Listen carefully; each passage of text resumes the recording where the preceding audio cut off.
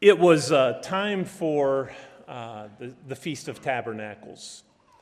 And Jesus' own brothers were not believers at this time. And it was time to go to Jerusalem. And the brothers sarcastically said, well, why don't you go on down to Judea, go to Jerusalem, go to the feast. They knew that they wanted to kill Jesus. In Judea, they were waiting for Jesus to come. And Jesus said, well, no, I'm not going to do that. My time is not at hand yet. And so the brothers went on down to Jerusalem, and then Jesus came down later after the feast had already begun, and he tried to just kind of slip in the back door, if you will. He tried to be secretive or quiet and private about his coming, but it didn't take long. Word got out, Jesus is in town. So that caused the chief priests and the Pharisees to gather together, and they decided to get some men to go arrest Jesus and bring him to them. And they probably had plans of putting Jesus to death.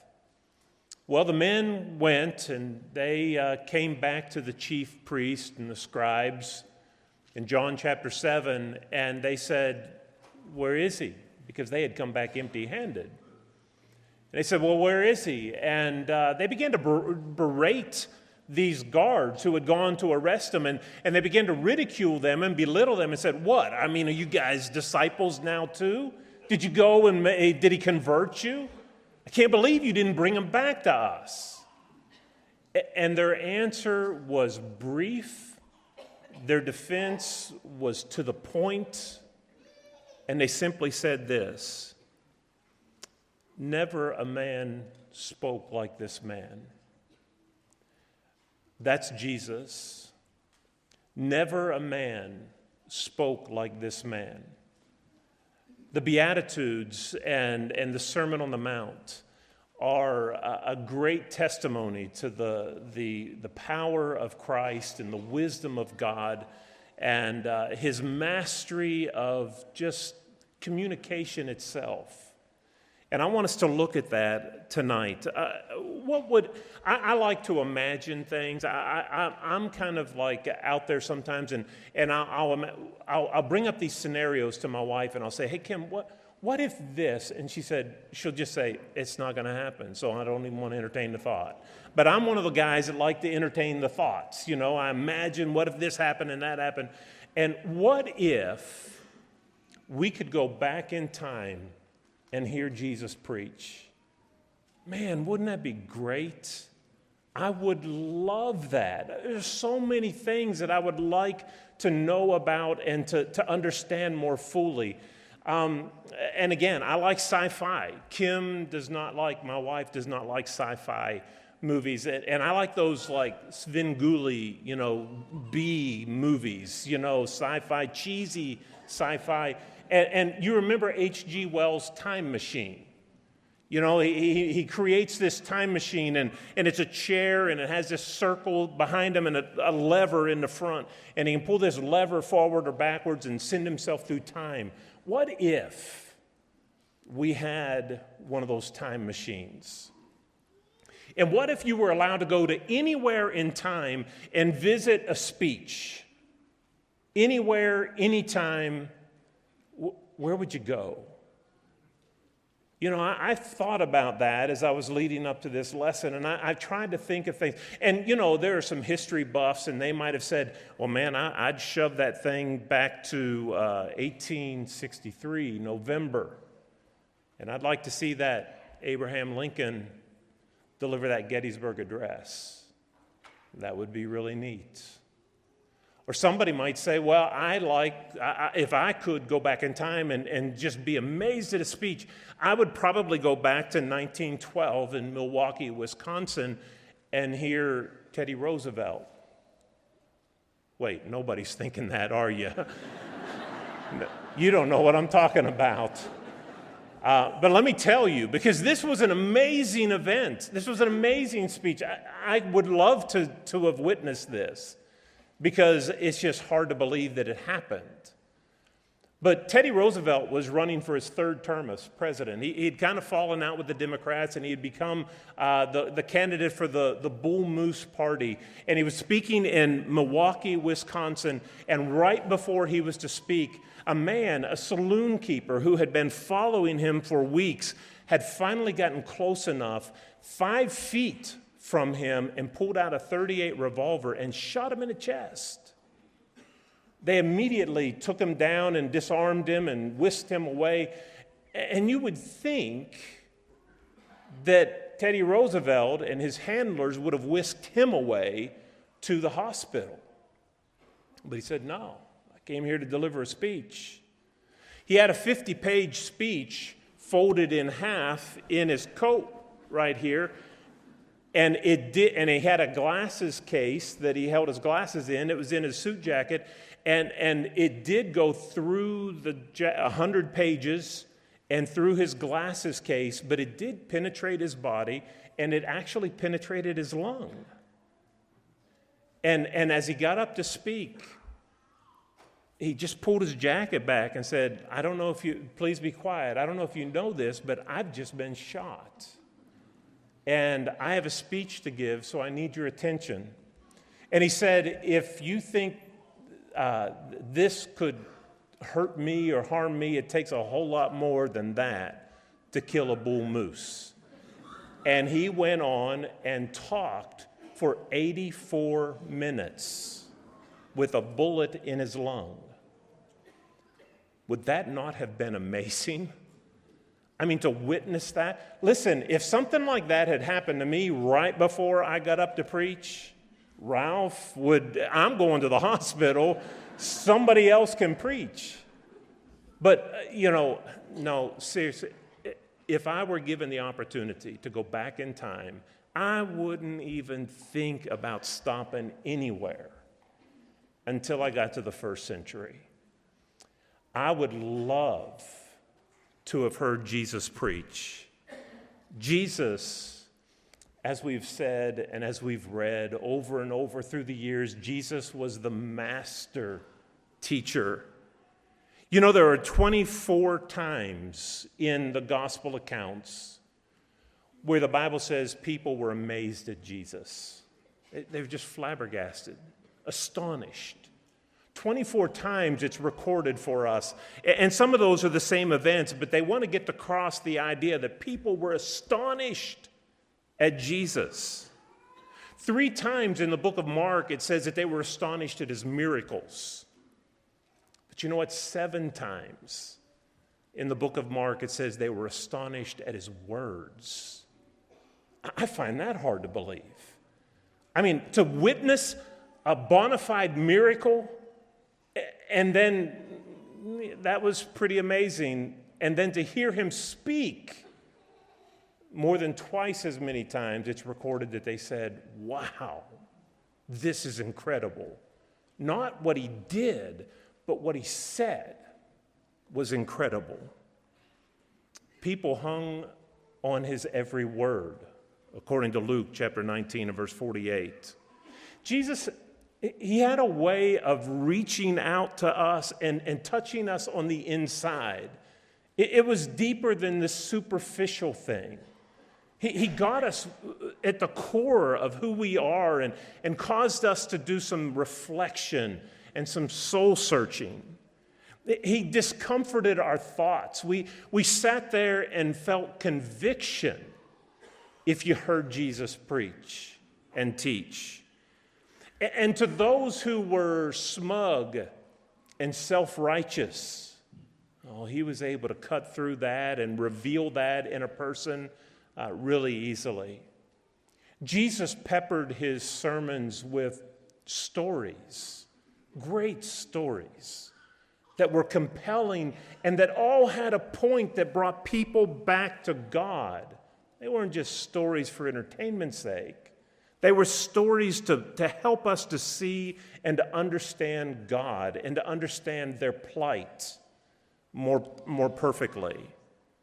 Jesus, when he preached, would make difficult demands, but he would show compassion to people who were trying to obey those commands. He wouldn't lower the standards, but he would lift people up as they fall short and fell short of those standards. Jesus would rock people's boats with insights that they had failed to consider before. And it may have changed their whole worldview, and it may have been very disconcerting because, well, I always thought this, and now Jesus came along and said this, and that's a difficult place to be in. And Jesus sometimes, especially and maybe only with those smug, self-righteous hypocrites, he could speak with fiery condemnation. Jesus, well, he lived 2,000 years ago, and his sermons are still known today. Tim recited by memory the Sermon on the Mount, and they're not only heard and memorized, but they're lived out in the lives of his disciples. So here's what I want to do tonight. I want to look and see if we can grab some things from the text that help us to understand what made Jesus such an amazing speaker. What made Jesus come away after people had heard him, they come away and say, "We have never heard a man like this before. We're astonished at what we just heard." Well, here's the first thing, and this is stated in the text explicitly. In Matthew chapter 7 and verse 29, as you come to the end of the Sermon on the Mount, you have the statement that is made that he spoke not as the scribes or the chief priests, but as one who had authority. Jesus spoke with authority. And that makes him different from what, and the contrast is, here's how Jesus spoke, here's how they speak, and Jesus was different because he spoke with authority. But listen, if you think what that means is just having an air of self-confidence and getting up and spouting off stuff and sounding like you really know what you're talking about, that's not what he's talking about here. You don't think those scribes and chief priests and you don't think they spoke with an air of confidence? Do you think that what that verse means is when the scribes taught, they would say, well, seems to me, I'm not really sure.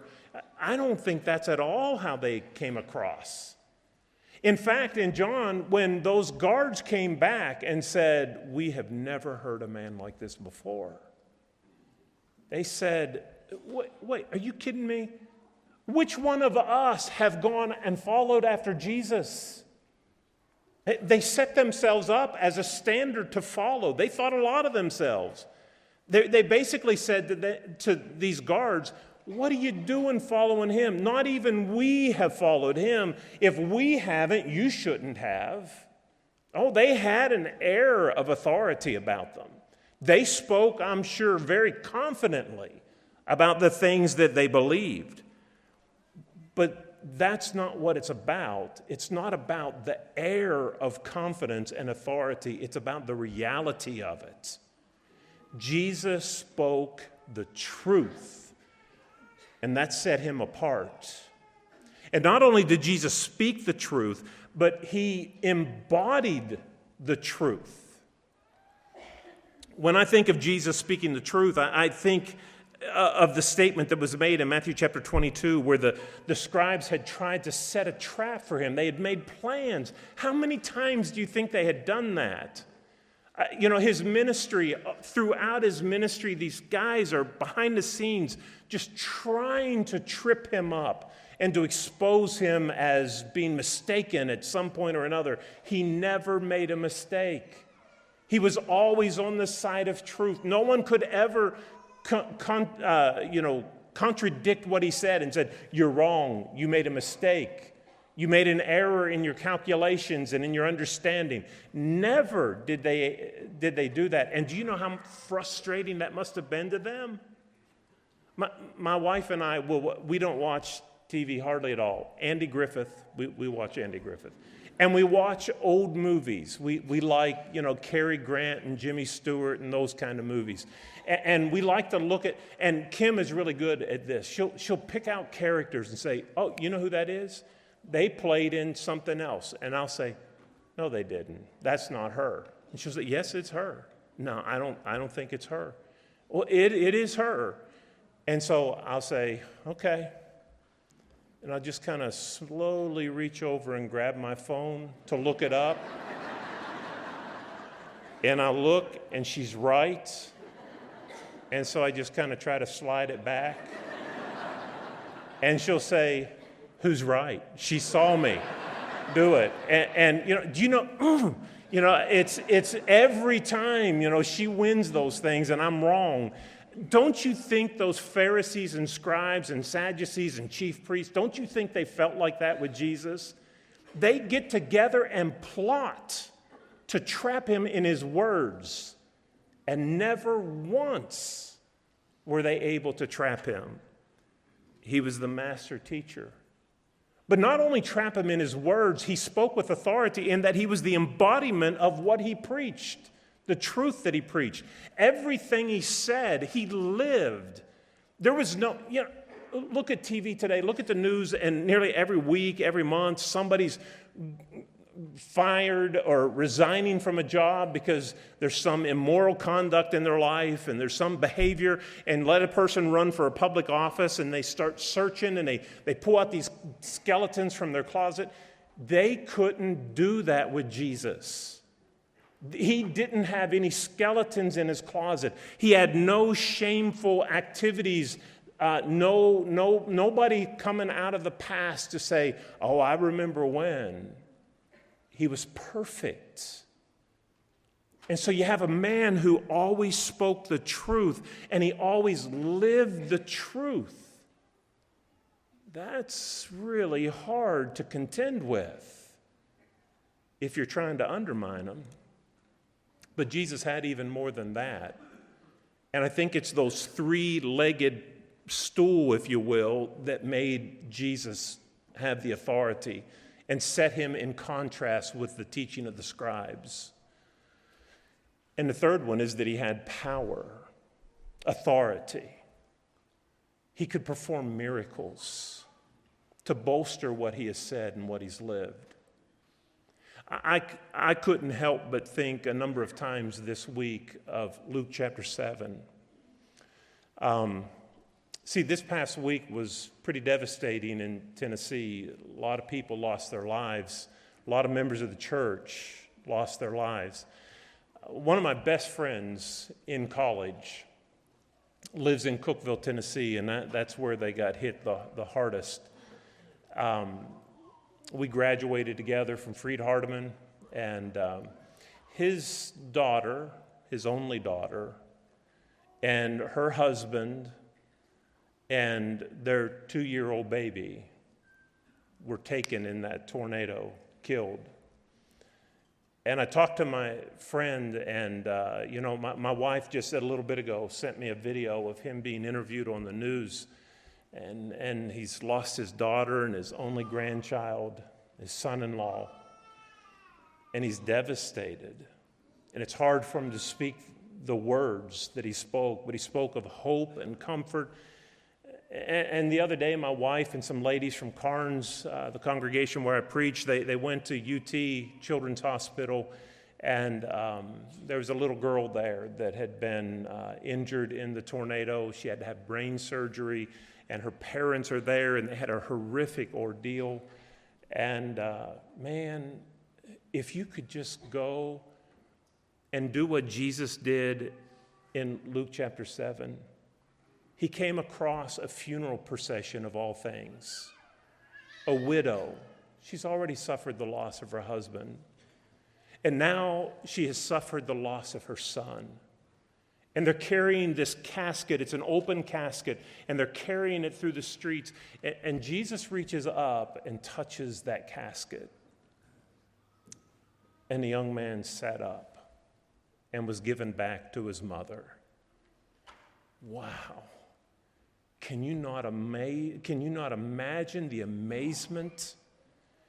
You see, Jesus, he spoke as one who had authority, not as the scribes. They couldn't do that. Number one, they couldn't teach the truth without being contradictory at times. And they couldn't embody the truth. They all had skeletons in their closets. They've all made mistakes. And they certainly didn't have the power of Jesus. And that, I believe, is what those guards are talking about. Nobody has been like him before. This man is different. He's not like you. Another thing is not only his authority, but when you read the Sermon on the Mount, man, he turns social norms on their head. Have you ever noticed that? Have you ever considered how radical the teaching was of Jesus? How unconventional he was in the things that he said? And how challenging this sermon is to the person who says, okay, I want to be a follower of Jesus. What he calls men to do is completely contrary to the way most people think and most people live. In Matthew chapter 20, the Bible tells us, Jesus said, this is the way it's going to work. Chapter 20, verse 16. If you want to be first, you need to be last. The first shall be last, and the last shall be first. That's not how we live. Man, I can tell you that for a fact today. I was getting on 2 airplanes to get here. And I find it amazing whenever it's time to board, and people maneuver and knock each other over, and like the front of the plane is going to get there before the back of the plane. It's we all have assigned seats. We're all leaving at the same time. So why all the maneuvering to get first? It's ridiculous. Well, you see, but it's ingrained in us. We've got to be first. That's the thing that we have to do. Do. Jesus said, it's the person who can give up first that will be first. He says later in that same chapter in verse 26 that the great ones in my kingdom are those who serve and are not the ones who are served. Do you know how different that is? That's not the way this world operates, but that's the way that Jesus called men to operate. And that is memorable. Those kind of statements give hope to those who can never reach the top of the pile. They're just ordinary people. And Jesus is giving hope to people who are just ordinary, everyday people like you and like me. Luke chapter 14 and verse 26, Jesus said, if you want to be my disciple, you have to hate your mother and your father. That's not the way people think. You have to love them less than you do me. Love somebody who's not family more than my family. That's what Jesus called. In Matthew chapter 19, sell all you have and give to the poor. You remember the rich young ruler who came to him. Sell all you have. Do you not know we've got a rich man? Perfect convert. That's the kind of guys we need to be disciples. He's rich, he's young, he's a ruler. We've got influence and money and resources. And Jesus says, get rid of everything you have and you can be my disciple. That's not how people think. You see, Jesus was amazing because he turned social norms on the head. Tim mentioned this earlier, but that old expression, Jesus was able to comfort the afflicted and to afflict the comfortable. He did that. He had the ability to get inside of us, whereas most people just kind of look at the outside. 6 times in the Sermon on the Mount, Jesus challenged truisms of his day. You have heard that it was said, but I say to you. He wasn't conventional. A third thing that I think makes Jesus such an amazing teacher is that, he knew how to hold the attention of those who listened to him. Listen, no one could sit through a sermon of Jesus and be bored. I mean, unless you were asleep. But if you were awake, he would either offend you, or he would challenge you, or he would make you uncomfortable thinking about the improvements that you need to make with your life. I think that's one of the great problems of preaching today, actually, is that we don't make people uncomfortable. We can preach sermons that elicit no response. There's nothing to think, there's nothing to do. It was a nice talk. Jesus didn't give nice talks. He challenged people to be different, to change their lives, change the way they think, change the way they behaved. Sometimes it would rub people the wrong way. Jesus wasn't offensive to hurt people's feelings. He wasn't trying to rattle cages. But listen, you can only tell the truth, and it's up to the person. How are you going to receive that truth? Some people have made him mad, so much so that they wanted to kill him. Others, it made him uncomfortable. Wow, what am I going to do? He said this, and I see it in myself, and that's not a good place to be. You got to make some resolution there and change your way you're living. Here's what bothers me about some preaching today, because I don't think it's like Jesus in this respect. We have tried so hard not to be offensive that I think we've watered down sometimes the gospel of Christ to where it doesn't have any convicting power to it.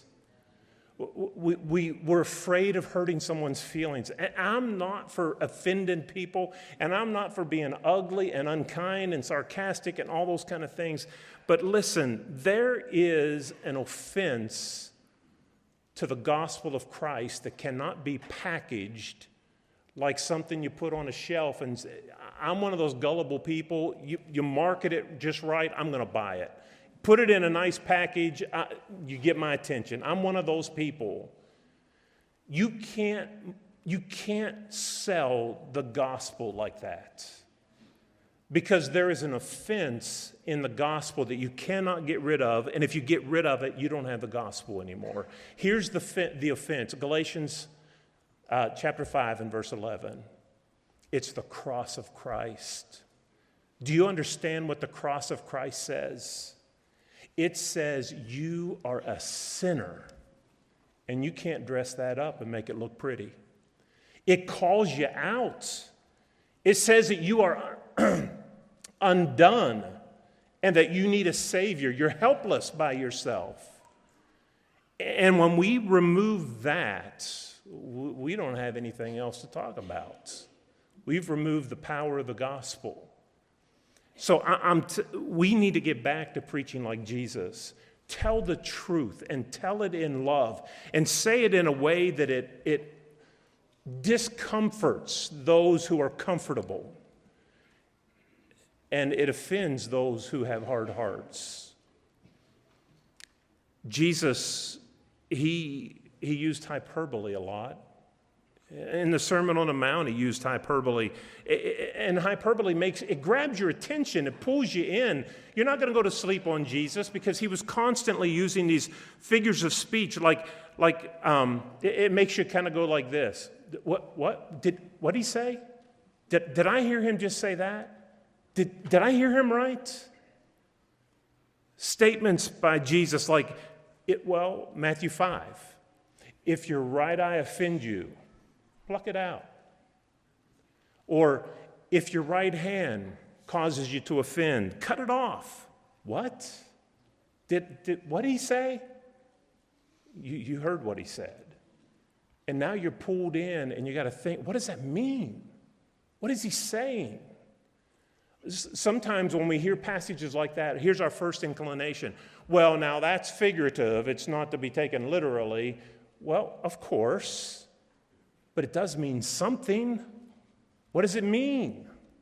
That's what Jesus did with people. He pulled them in with these reaching statements and caused people to think. It's harder for a rich man to go to heaven than for a camel to go through the eye, or eye of a needle, Mark chapter 19. It'd be better to have a millstone tied around your neck and be thrown into the depths of the sea than to cause one of these little ones to stumble. You can just go on and on. Jesus used these extreme illustrations to grab our attention, to wake us up and make us think. Jesus also asked questions. You know, there are 14 questions that were asked in the Sermon on the Mount, 14 of them. And questions are better asked than, or spoken, better spoken than written. Because have you ever been in a situation where somebody asked a question and it was like a pregnant pause at the end of it, to the point where it almost becomes uncomfortable? You're sitting there and you're thinking, and you're wishing, I wish he'd just move on. You know, this is getting uncomfortable. I wonder sometimes if I would love to have heard him. We don't read like Jesus probably spoke. When we read, we just go right down through it. But do you think that Jesus probably didn't take advantage of the timing of speech and ask questions like in Matthew chapter 7 and verse 4, how can you say to your brother, here, let me get that speck out of your eye when you have a beam in yours? Do you think he ever waited to let that sink in, that question? He was one who asked questions. Sometimes you can look at words and you don't come away. You've got to have more than just the words. My son, Matthew, sometimes he was closest in age to my youngest daughter, and when they were little, they'd fuss with each other, and every once in a while, they'd have to apologize. And, I could write about that and say, Matthew and Emery got into it again tonight, and I told Matthew to apologize, and he said, I'm sorry. That sounds like one thing, but if you could have heard how he apologized, it's not what you might have read. Jaw clenched, teeth never open, I'm sorry. That's kind of how it was said.